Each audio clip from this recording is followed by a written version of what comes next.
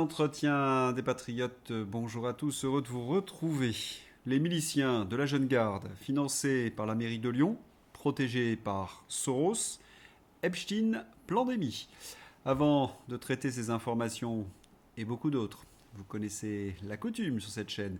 Je commence toujours mon entretien par remercier ceux qui m'ont permis justement de le produire, car ils m'ont financé à l'aide des merci rémunérateurs. Et aujourd'hui sont à l'honneur des fidèles parmi les fidèles, ma chère Anissé, Caroline Darbini, Philippe Bohen, Bonne Maman et Pierre Bourdin. Merci à eux du fond du cœur. Et puis je tenais à vous remercier pour votre soutien incroyable. Oui, il faut aider la réinformation en ces temps de très très graves menaces sur la liberté d'expression. Comment faire? C'est simple, il suffit de lever le petit pouce, écrire de gentils messages, diffuser sur d'autres réseaux sociaux, et puis surtout n'oubliez pas d'activer votre cloche notification. Merci à tous. Retour sur les relations du Poudré avec Epstein. C'est une affaire qui concerne surtout les États-Unis d'Amérique. Il faut que la justice là-bas fasse son travail. Toutes les pièces que nous avons à notre disposition prouvent le contraire. Je vous renvoie à mes derniers entretiens. C'est une affaire ô combien française et dans laquelle le Poudré est englué jusqu'au cou. Des courriels extraits des dossiers Epstein montrent que Jeffrey Epstein a fait des affaires en 2016 avec Emmanuel Macron, alors ministre français de l'économie. Plus tard, en 2018, il sollicitait Jeffrey Epstein pour des conseils. Il est peut-être bon de rappeler que Jeffrey Epstein a été condamné par la justice américaine en 2008 pour agression sexuelle sur mineurs. Tout le monde savait à partir de cette date. Alors dire que le Poudré est mouillé jusqu'au cou dans ce dossier, c'est peu dire. Rappelons d'ailleurs ce que l'on reproche au perturbé Damien. D'abord, Epstein a bénéficié d'une totale impunité à Paris, malgré les dossiers et les fiches de la DGSI sur ce qui se passait avenue Foch, sur les agressions sexuelles. Entre 2019 et 2022, il y a eu une enquête de la justice sur Brunel et ses sbires. Eh bien, elle semble avoir été enterrée par Rémi Hens, le procureur chéri d'Emmanuel Macron, malgré les 6000 mails que la justice possédait de Jeffrey Epstein. Macron a protégé également Jack Lang, l'ami de Jeffrey Epstein. Selon un mail de Caroline Lang que je vous ai présenté dernièrement, c'est même Jacques qui a présenté Macron à Epstein. Et puis, Macron a servi d'intermédiaire entre Ariane de Rothschild et Edmond de Rothschild, selon les demandes de Jeffrey Epstein. Enfin, les argentiers d'Emmanuel Macron, Moscovici et Bruno Le Maire ont rendu des services à Jeffrey Epstein. Le dossier est accablant. Alors pour Macron, il est vraiment capital que les Français soient très mal informés sur cette affaire. Quelle est la stratégie de l'Élysée pour détourner l'attention? Bon, il y a d'abord le Célérus que j'ai démonté hier, mais qui a fait un flop tellement que c'est débile. Et puis il y a la censure des réseaux sociaux. Boîte noire, le gouvernement veut à nouveau étendre sa surveillance en masse des internautes. Pour protéger les enfants aussi, on a les migrants avec 5 OQTF. On ne sait pas le nombre exact de personnes dans le 93. Des dealers gèrent leur trafic depuis la prison. Des fillettes de 12 ans à la SE se prostituent, etc. Priorité, fliquer tous les Français sur Internet. Pathétique. La Macronie s'enfonce de plus en plus dans les sables mouvants de ce dossier hors norme. Ah oui, il s'agite les macronards, mais vous savez, il ne faut pas s'agiter dans les sables mouvants, car on s'enfonce encore plus. Effet stressante garanti. C'est les Russes? C'est tellement grotesque que même dans le Figaro, les spécialistes disent non mais arrêtez avec ça, vous vous enfoncez, c'est même une preuve de culpabilité. La censure? Mais la presse mondiale est en train de désigner Macron comme un dictateur qui a peur des révélations Epstein. Détourner l'attention? Ah, ils ont essayé avec un autre monstre, cela a duré 48 heures. Mais à l'étranger, vous le savez, des grands de ce monde démissionnent tous les jours et alimentent donc ce dossier Epstein. Il ne leur restait plus qu'une seule solution, faire croire que Macron agit avec ces magistrats qui vont enquêter sur ce dossier Epstein et surtout lâcher Jack Lang.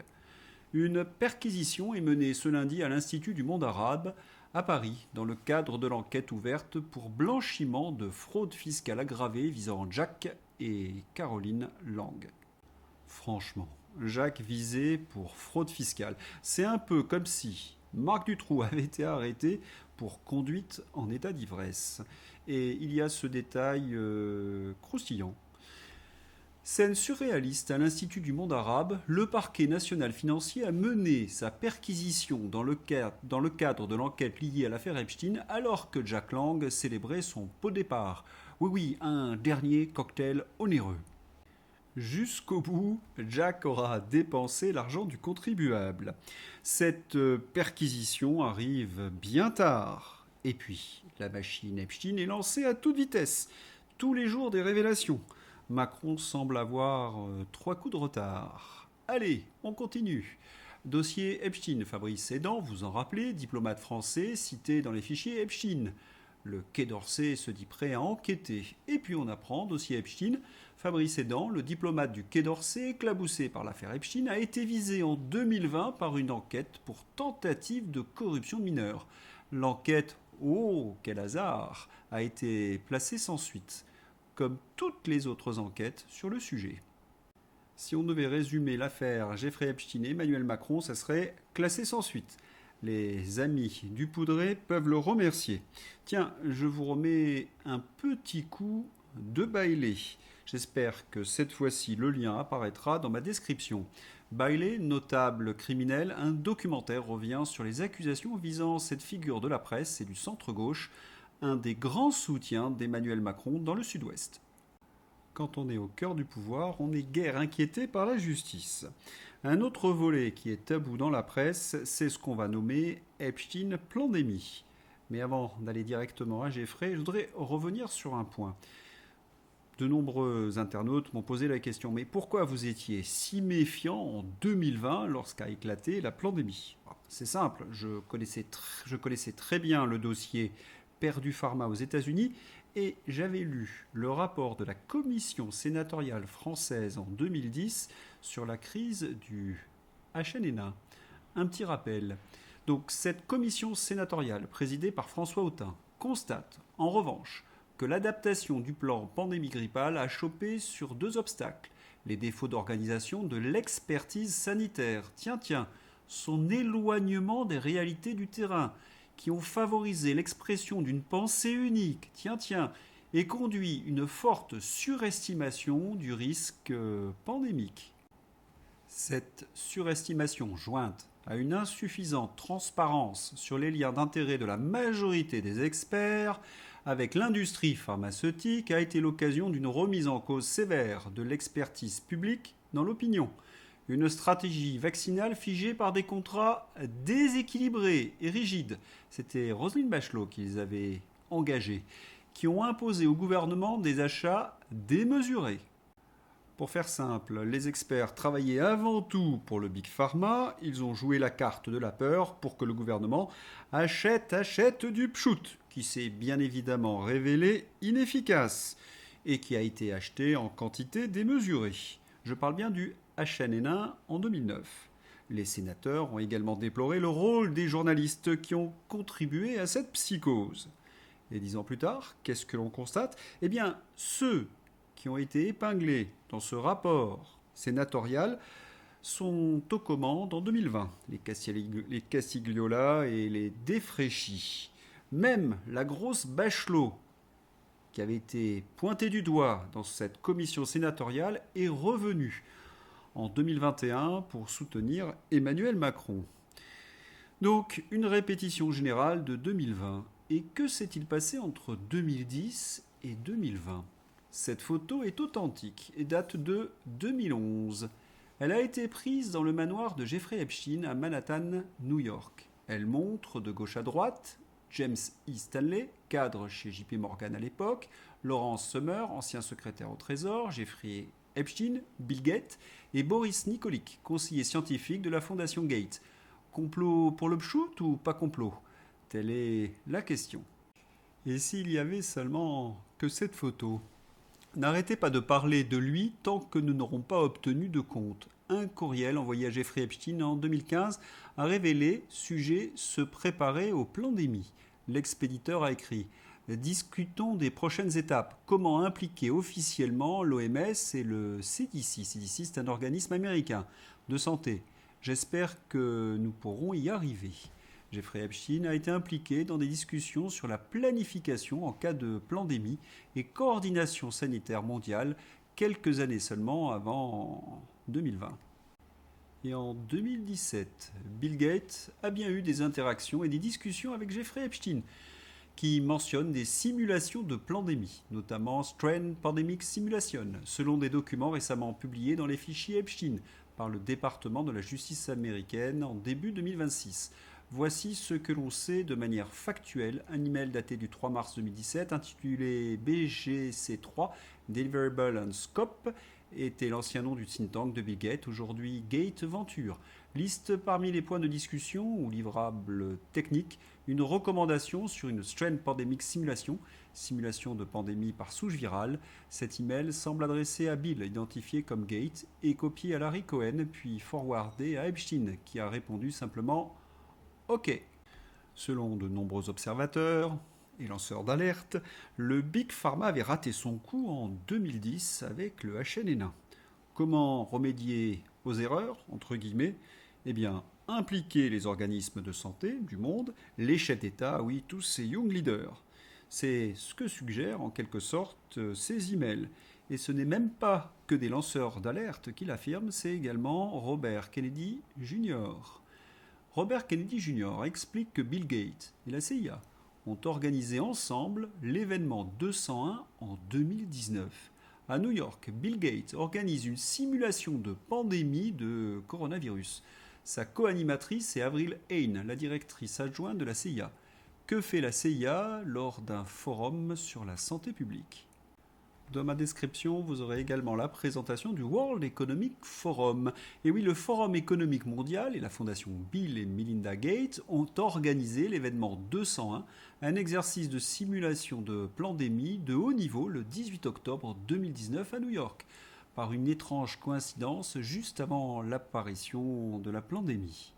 Le gourou de Davos, Klaus Schwab, n'a jamais caché, d'ailleurs c'est dans son livre La Grande Réinitialisation, que cette pandémie avait un objectif, accélérer la globalisation. Et lorsque l'on regarde les acteurs de cette pandémie, eh bien, c'est toujours les mêmes. Vous avez Jeffrey Epstein pour la corruption, la mise en liaison de certains acteurs, le World Economic Forum, l'Atlantic Council, les médias, les think tanks, oui, c'est toujours l'atlantisme. Les médias font tout pour occulter la participation de Jeffrey dans la pandémie. On en comprend les raisons. J'ai traité Epstein et Célérus, et l'un d'entre vous m'a interpellé. Et Trump alors ? C'est pas un complice de Jeffrey Epstein ? Si on en croit la presse aux ordres, cela ne se discute même pas. Quand je tape Jeffrey Epstein, je vois apparaître Trump et Epstein un nombre de nombreuses fois. Veut-on me faire passer un message ? Voilà, Trump apparaît plus de 10 fois en compagnie de Jeffrey Epstein dans la page complète de Google Images.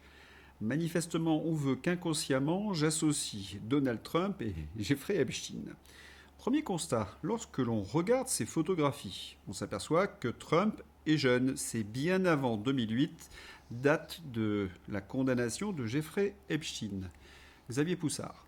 Et il était apparu que les éléments étaient bidons et qu'en fait les photos d'ailleurs étaient tirées surtout de soirées.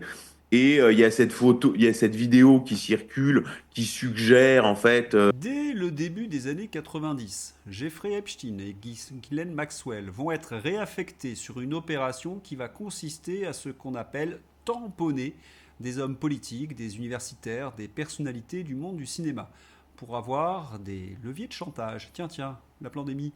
Xavier Poussard, ancien directeur de la revue Faits et Documents, auteur de Devenir Brigitte et coécrit avec Candace Owens, affirme, en s'appuyant sur les enquêtes de journalistes américains, qu'ils ont été financés par le Méga Group, un club très fermé de milliardaires philanthropes. C'est avec ce soutien que, dès les années 90, Epstein et Maxwell ont été missionnés pour compromettre des personnalités de tous les secteurs, politique, université, cinéma, afin d'accumuler des leviers de chantage sur les élites mondiales. Et Trump, selon Xavier Poussard, n'a pas à ce jour d'affaires avérées d'agression sexuelle.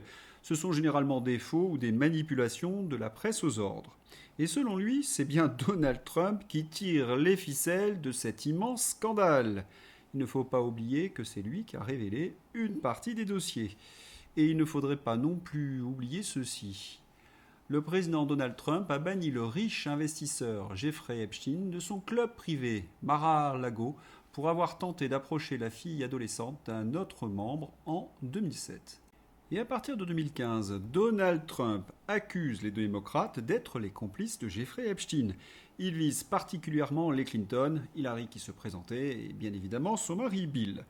Les Epstein Files ont tendance à donner raison au président américain. Pam Bondi confirme les liens les plus sombres d'Epstein avec Bill Clinton. Nous savons que Clinton était dans l'avion, pas seulement quelques fois, mais plusieurs fois. Il a voyagé à l'international avec Jeffrey Epstein, et il était dans l'avion appelé le Lolita Express, parce qu'il y avait apparemment un lit où Jeffrey Epstein avait de jeunes filles. Il a été son ami, un ami constant pendant des années et des années. Pour les démocrates, comme pour Emmanuel Macron, il n'y a qu'une seule solution, l'inversion accusatoire. Accuser Donald Trump à son tour. Mais voilà, Trump a dans ses mains tous les dossiers et il les sort un par un. Cela me rappelle un peu Trump et l'enquête russe. Donald Trump avait été accusé dans le Russia Gate d'être la marionnette de Vladimir Poutine. Il y a quelques années, un procureur, John Durham, avait mis les points sur les i. John Durham, procureur spécial du département de la justice des États-Unis, a rendu son rapport avant-hier, donc nous étions en 2023, sur la prétendue collusion entre Trump et la Russie par le biais d'une banque russe. Et là, c'est de la bombe. Le rapport du procureur John Durham montre que l'accusation contre Trump était un mensonge fabriqué de toutes pièces par un avocat, Michael Sussman. Ce dernier travaillait pour la campagne électorale d'Hillary Clinton. Michael Sussman a fabriqué cette fausse histoire de lien entre Trump et la Russie à partir de données obtenues par une société technologique spécialiste dans la collecte des données qui a espionné le candidat Trump pendant la campagne électorale de 2016, mais aussi après son élection durant 2 ans. Ils ont espionné Trump de son appartement de la Trump Tower jusqu'au bureau ovale de la Maison Blanche. J'ai l'impression que les démocrates utilisent la même technique avec Epstein. On sort des photos de soirée pour diaboliser Trump afin de faire oublier le passé des Clinton dans le Lolita Express. Voilà.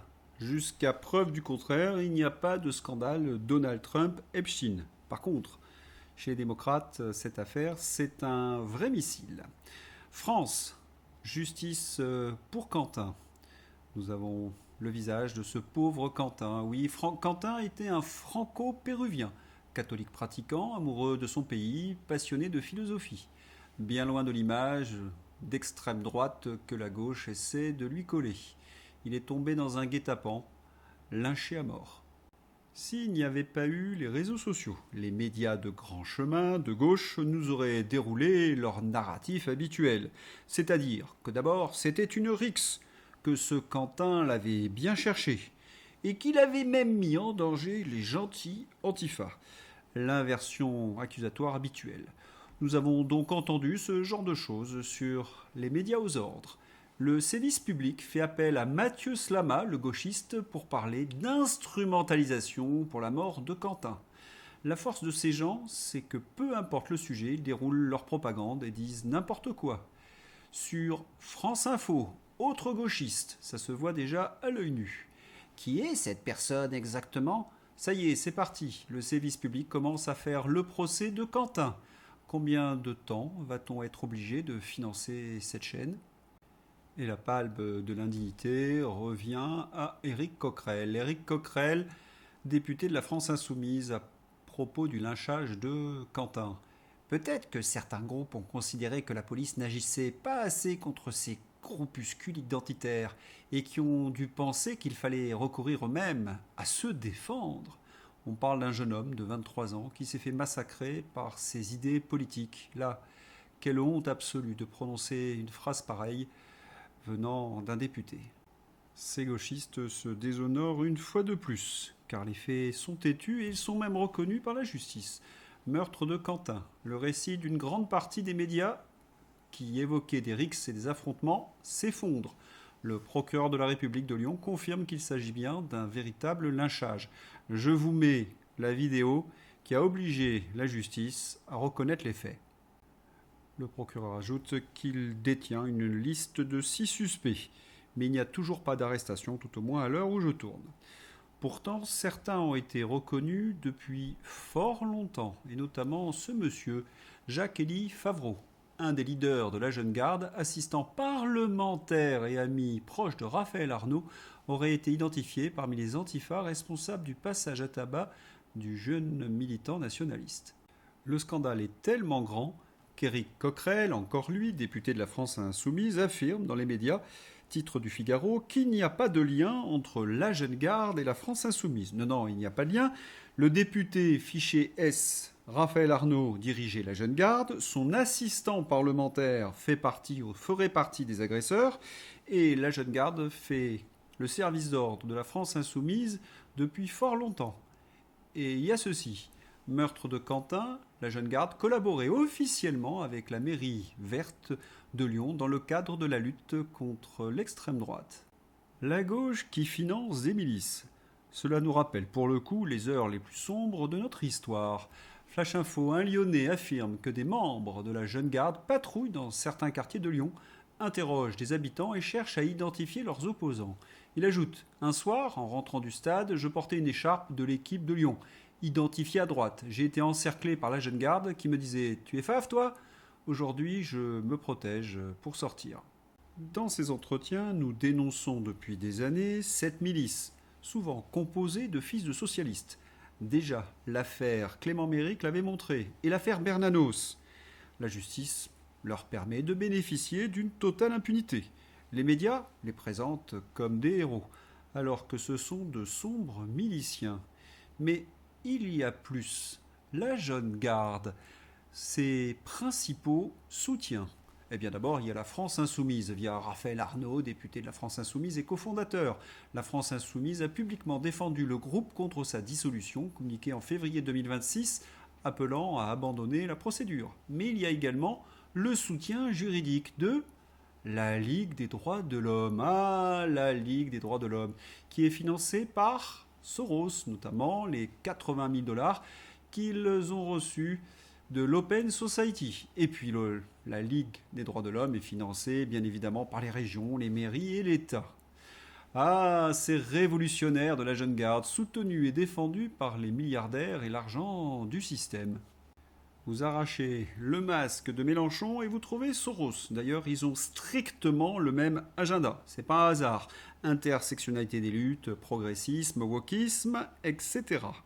Les antifas avaient non seulement pour fonction de protéger les canailles de la France insoumise, mais également de pourrir tous les mouvements populaires contre le système, des gilets jaunes jusqu'à la réforme des retraites. D'ailleurs, voyez un petit peu les parents de ces révolutionnaires. Lélio Lebesson est le fils du cinéaste Jean-Paul Lebesson et de l'actrice Isa Hockey. Oui, les antifas de la Jeune Garde sont les enfants de bobos qui jouent les révolutionnaires et tuent les nôtres, se pensant protégés. Est-ce cela la gauche? Massacrer, en groupe comme des lâches, un adversaire politique? J'ai souvent dénoncé dans ces entretiens le système socialiste, ces parasites gavés de subventions, gavés de nos impôts, cette mafia qui génère des clientèles. Prenez l'affaire par exemple Charles Aloncle. Vous savez, ce député UDR qui a mis en lumière la corruption au sein du service public. Quelle fut la réaction des socialos? Une pétition.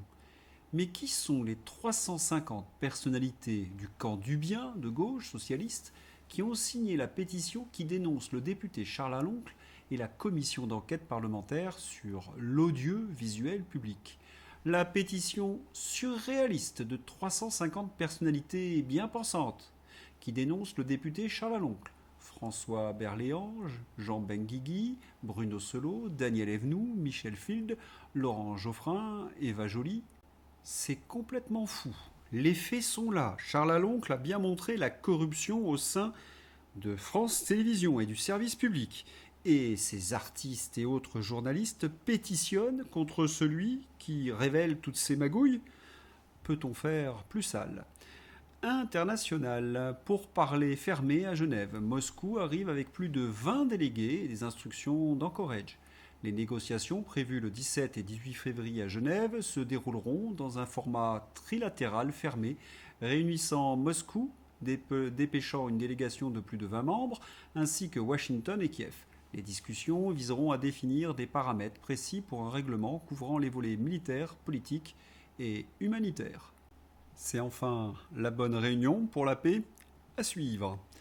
Ce qui se passe est extrêmement grave, nous dit Péonia. Pustula appelle désormais ouvertement à supprimer la règle de l'unanimité dans l'Union européenne. L'unanimité, c'est le principe de base. Sans elle, il n'y a plus d'union.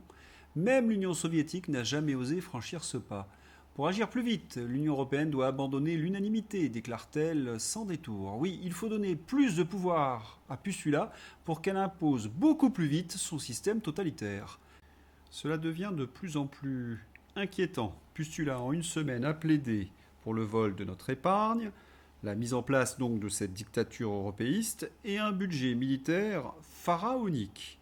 Quant à Macron, il s'est fait encore humilier par Merz qui lui a reproché de beaucoup parler mais de ne pas agir. Allez, c'est l'heure d'ouvrir la page Fantaisie avec Lecornu. La plainte accusant Sébastien Lecornu d'avoir menti sur son niveau de diplôme jugé irrecevable. Génial, merci la justice française. Moi, je suis diplômé de X, mine, centrale, ENA, HEC, Normal Sup, premier prix du conservatoire de violon, piano, guitare et ancien avant-centre du Real Madrid. Et merci Lecornu pour avoir ouvert cette brèche et créé cette jurisprudence. Et maintenant la vidéo de Rocky Édouard Philippe. Oui, il se présente en tant que boxeur. Et le prix du candidat à la présidentielle le plus ridicule du jour est attribué à Édouard Philippe.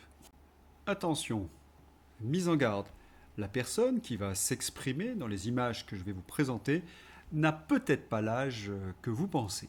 Intimidante, en tous les cas qui se voulait intimidante de l'OAS, du GUD, de l'extrême droite à plusieurs... Tout mon soutien à Sandrine Rousseau pour les menaces de l'OAS, dissoute 10 ans avant sa naissance.